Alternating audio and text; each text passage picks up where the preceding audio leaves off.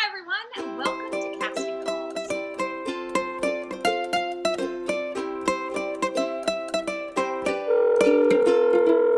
Today's guest is Rhavynn Drummer. You may know her as a casting director for Stars, for YouTube Red, but you also may specifically know her as the freelance casting director for Tyler Perry Studios. Welcome, Rhavynn. How are Thank you? you. I'm well. How are you? I'm good, just staying inside, and enjoying this quarantine time like everybody else. Yes, exactly. One of the first things I want you to tell everyone is how you got started in casting. Yeah, so I was in my senior year of college and had no idea what I was going to do. And I ended up getting an internship at Tyler Perry Studios. And at the time, I started interning with one of the producers. His name was Roger Bob. And I started off in his office, and someone asked me, she's like, what do you really want to do? And I'm like, well, I was a theater major in college. I directed actors. I acted, and I kind of like missed being around actors. And so I was then moved from Roger's office to Alpha Tyler's office, who was the casting director at the time. And that's really how I got my start, was interning. I interned and I was her casting assistant for 4 years. And then she left, and after that, I became the casting director. So it's been 9 years since I've been serving as casting director. So yeah, it's been great. 9 years passed quickly, I bet. Yes. Do you ever miss acting, or do you ever do any acting anymore? I do. I can honestly say, like, I don't have the desire to make a living off of it, but I miss it. Like, I miss working that muscle. I miss performing. And so they're like, every now and then, like, I did a project that I created and I acted in. So every now and then I'll jump in. And I'm open to jumping in. I don't have the desire to make a living off of it, but I do miss it. Yeah, isn't that funny? So you love the business side of it from casting, but not really as an actor to make that. Yeah, exactly. And I'm like, I even told myself, I'm like, I don't know if my work as a casting director has made me not like the business side of acting. I love the craft. I love the craft. I love actors. It's definitely, I guess, like, seeing the other side of it. It's definitely a task. It's definitely a task for sure. I'm sure. Now, Yeah. when you take submissions from agents Yes. through Breakdown Services or Actors Access on the actor side, Yes. what makes an actor stand out to you? Why do you pick that actor to read for your show? What types of things are you looking for in their profiles? Yeah, I will honestly say, like, it's tough. And I was actually doing that this morning. It's tough because, for instance, right now we are during this coronavirus hiatus, we're still casting. And like, today I went through a role of an FBI agent. We had about 1,000 submissions for that one role. I realistically can only audition about 40. So narrowing that 1,000 to 40 is really hard. And one thing that I had to come to terms with is, like, there are probably going to be some diamonds in the rough that I'm going to miss because it's just too much to kind of, to have to deal with, to have to go through 1,000 submissions. But the things that do stand out is, one, I am a person, like, I actually do like agency referrals or recommendations. Like, I feel like if the agent feels confident enough in you to make a pitch, I can't say that every single person the agent pitches I'll audition, but usually if an agent pitches, I'll try to at least see one person. Other than that, I go straight to the resume. I love theater, I love improv, and I love training. So there have been times where I've auditioned people that had absolutely no film and television experience, but they had a whole resume full of theater, and I felt confident that they could do the role. So I like theater. I like improv because we have a lot of changes at Tyler Perry Studios, and I like actors knowing that they're actors that can kind of think on their feet, and they feel comfortable with changing the dialogue, or they feel comfortable if the dialogue changes. And then I just love to see that an actor is constantly working on their craft. So if you're in class, if you've done a workshop or a seminar, those are things that I love to see. That makes sense.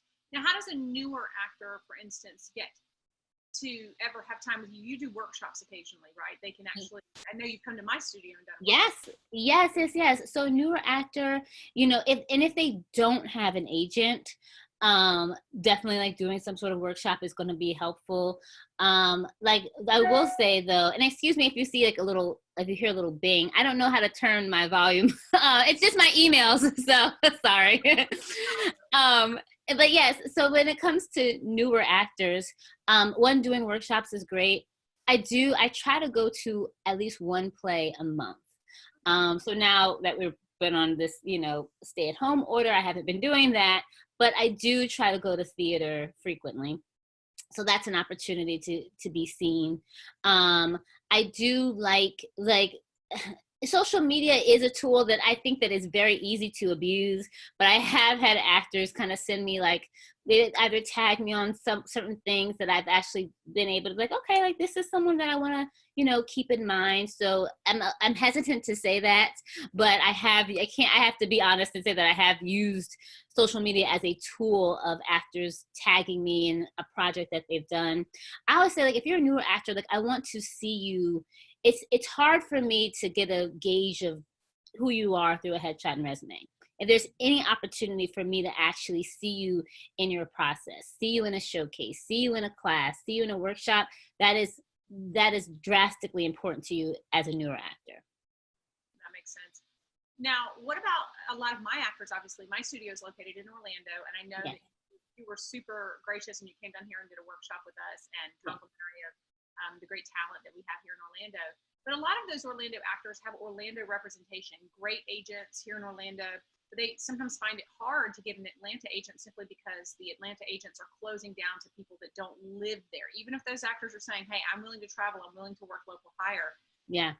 You see Orlando agents, do you allow Orlando agents to submit to you, or are you still noticing the Orlando actors that way? I do. So the good thing is, like, we get talent throughout the entire Southeast. And one of the things that I am dealing with, like just being open and transparent as I was going through submissions today, is like, I'm like, we've already cast 3 shows this year. We're essentially working on our 5th. And I feel like, I know I haven't seen everybody in the Atlanta market, but I've seen a large portion. And I don't want to continue to bring the same talent into producers. So I am often reaching out to other markets, to Florida, the Carolinas, Tennessee, because I want some, and even for me, like, I just want to find new talent, so I am someone who is actively looking. It can get complicated because we've had a couple times where, like, an actor who's even been willing to work as a local hire, but like if it's 8 a.m. and we're like, so can you get here by noon? You can't get there if you're in Orlando. So we've had that happen a couple times, and it sucks, but like that's kind of like the biggest negative. Other than that, I've had a lot of, we've recently cast actors out of the Florida market, and it hasn't been an issue. But I want to cast more actors, stretch my wings beyond Atlanta. And I do. It can become a little tricky from a production standpoint, just because if our schedule changes, then that affects you. But most of the time so about a third of the people that I'm auditioning. So about a third of that 40 are actors, at least a third are actors that are not physically based in Atlanta. And most of them don't have Atlanta representation. That's so great to hear for so many great actors here in Orlando. Yeah. Who live here, Now, what about taping guidelines? Because normally, for instance, my studio tapes 60 to 80 actors a week for projects that happen throughout the Southeast on a normal. And so we stay really busy and try to provide the best quality professional tapings, which is really important. But right now we're under extraordinary circumstances. Can you tell the actors what you need from them if they were to be invited to read for a show from you right now? Not normally, but right now, what you're hoping for? Yes, I think this past Monday I just released a breakdown, and I'm like, look, I understand that you may be at home, you may only have your phone and yourself, and like let's just find a way to do your best. Right. So for right now, I'm looking for, I still want you to do all the preparation work that you do for the character, but when it comes to technical things, like if you can find any blank wall in your home, great. You know, if not, if you could just iron a sheet and throw it up someplace, I'll take it, you know? Like, I think the biggest thing is you don't have a reader. So you may be by yourself, you may live alone. If there's any way for you to phone in, Skype in, FaceTime in, Zoom in a reader, that is like, that's what we're looking for. So I'm okay with you not having a physical reader there, but if there's any way you can kind of digitally bring in a reader, then great. Preferably someone that you can see versus a phone call. I just still think we need to have a reader. I've gotten a bunch of auditions in the past, like with nobody reading any of the other lines, and like somebody has to say the other lines. So that's something. You can feel free to use a phone. I'm 1000% fine with a phone, an iPad. Even if you have to use a computer webcam, I feel like there's a way we can make that work. So I understand that these are really, really, you know, dire, unique, trying times. I just want you to do your best with it. I'm not expecting the same professional quality that I may expect from you going to a self-tape service. That's not what I'm expecting now. But I do think that there are some things like a reader, you know, turning this horizontal, that are really going to help. So right, we need to be able to see you, hear you, and hear a reader, right? Yeah, exactly. So, and actors can help themselves with framing, like you said, a blank wall or a sheet, and framing that top of head to about, Yes. so that we can see you well. Yes, and if you have to rig like a tripod, you know, like there are ways to do it where you can rig up whatever it is, books, you know, bookshelves, as like your little makeshift tripod as well. So that's right. Extraordinary times call for extraordinary measures, right? exactly. Get creative. Do you have actor pet peeves, things that drive you crazy that you say, please don't do this, and because you see it over and over? You know what? I think I do, and I think we all do. I think that like the biggest pet peeves though are, um, I think that actors just give away so much of their power. And that has become a pet peeve because it doesn't feel like I'm watching an artist. It feels like I'm watching someone who's looking for validation, you know? And so I want to see the artist in you in your audition, whether it be an in-person, whether it be a self-tape. I want to see the artist. I don't want to see someone who's like so like, oh, I said those versus that, you know, like these little tiny things. Like, yes, I do want you to honor the dialogue. It's just that I just feel like so many actors, they don't trust themselves as artists, and we feel that. And so that's honestly my biggest pet peeve. Like I used to say, like I still say, like it's when an actor would come in and they'd say like, well, is that what you wanted? And I'm like, I understand what you meant by that, but I'm looking to see what you've brought to the role. Like I'm looking to see your choices. And I think another maybe pet peeve is like very few actors actually make a choice, you know? Like a lot of people are kind of giving me this kind of like, I don't want to embarrass myself. I don't want to do the wrong thing. And so we kind of get like this very, I don't want to say bland. It's just like this very, like, I know that you haven't made a choice about who this character is. If it's barista number 3, whatever it is, like you haven't made a choice. And so I think I would much rather you do the work and make a strong choice. And I don't want to say big choice because I don't want it to be unrealistic and over the top, but make a choice. Like that is something that's going to make you stand out for sure. I love that advice so much. I say all the time to actors, not choosing becomes the choice. Yes. Right? Yes. If you don't make a Yes. choice, then it's just a neutral, I have no idea who this person is. Exactly. So, and you don't give me anything to fight for. Like if a producer says, well, why did you bring this person as one of your choices? I don't have anything because they didn't mess up, you know, like, okay, great, you know, but like, that's not enough, you know, to really book. So I think making a choice is something you have to understand. If I'm watching 40 auditions and 30 of them are the same, the person that makes the choice is inevitably going to stand out. Yeah, that's great advice. How many people from those 40 do you send on to production? I try to send about 6 to 8. Sometimes I get a little like, you know, I'm like, we'll get 10 in there. But on average, I probably try to send about 6 to 8. And then what I'll do is I'll bold like my top 3 to 4 that are like like, I like want you to cast one of these three or four. So I'll bold my favorites of that top 6 to 8. And then they just make a choice. They'll either have a callback. Usually we only have the callbacks for the larger roles. We'll either have a callback or we'll just cast from the tape.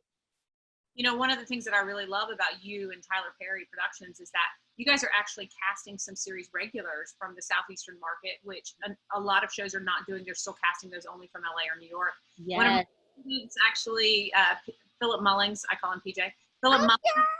series regular. Yes, and we love him so much. So we're so excited to see you guys finding the great talent, even for the series regular and the major guest starring roles right here in the Southeast. Yes, I think every single project that we've had, at least one person has been a series regular from the Southeast. And like with Philip, like I think there's like four main guys, and 2 of them were local, you know? So like 2 of the 4 were local. And it's exciting. Like we have a new show on Young Dylan, and like 2 of our actors, on Nickelodeon called Young Dylan, 2 of our actors are local talent. So I'm excited, and I want more local people to get these contract series regular roles. So yeah. So we have such great talent here in the Southeast, and yes. You know, there's so many things that are beyond our control, but I think it's really important that we get those shots. So I love that you guys are giving that to them. For sure. Great, to all of us. So last question, I'm just interested here. If you weren't a casting director, what would you be? What other job would you have? Would it be somewhere in the entertainment industry, or would it be just anything? In any field. Well, okay. Honestly, I feel like I would be a director, which is, I feel like that's something I'm still striving for. So it would either be a director or I would be delivering babies. One of the two. I would either be an obstetrician delivering babies, or I'd be a film and television director. Did you consider going to med school at one point? Was it like, maybe I'll do this instead? So that was the plan. Like casting director, like it was not in the plan. Like the plan was for me to become a doctor. I went to college to be pre-med. I did all kinds of high school, everything pre-med programs. Like I just knew I was going to be a doctor and deliver babies. Yeah. And I got to my freshman year of college and I failed chemistry, and I did it again, and I failed chemistry twice. And I'm like, you know what? This is not the world for me. So yeah, that was I have tons of friends who are doctors now because we kind of all started together, but that was not my path. I have no regrets about letting that go. So I love that. It's funny. I had a similar, I thought mine, I discovered earlier, but in high school, I thought, well, maybe I'll go into medicine. And then high school, I think chemistry. I was like, oh, I'm terrible. I know. So this is not going to be my thing. I've never experienced where like I worked at something so hard just to like consistently fail. I was like, no, this is just not it for me. So too funny. Any idea when production might start back? I know you're guessing like we all are, but you guys I don't know. The thing is that, so, you know, when things kind of went on lockdown, we were actually supposed to start filming that Monday.